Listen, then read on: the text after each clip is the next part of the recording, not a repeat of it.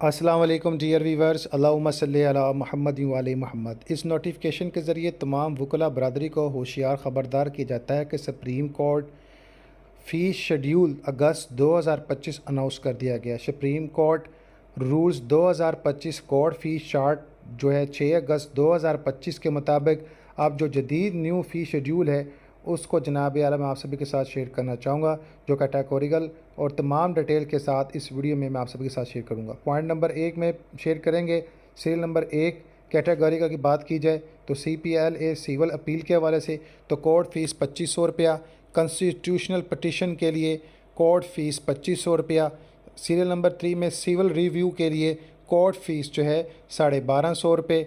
जनाब serial number 3 में security चलान के हवाले से कोर्ट फ़ीस 50,000 रुपये। जनाब मोहतरम सीरियल नंबर 4 में इंट्रा कोर्ट अपील के लिए फ़ीस 5,000 रुपये और सीरियल नंबर 5 के मुताबिक पावर ऑफ अटर्नी के लिए 500 रुपया फ़ीस। सीरियल नंबर 6 के मुताबिक कैविट के हवाले से बात की जाए तो 500 रुपया फ़ीस। सीरियल नंबर 6 के हवाले से हम कंसिक्यूटिव स्टेटमेंट्स के बारे में बात की तो 500 रुपया फ़ीस। सीरियल नंबर 8 के मुताबिक इंटर अपीयरेंस के हवाले से फ़ीस 100 रुपये मुनक़द की गई है।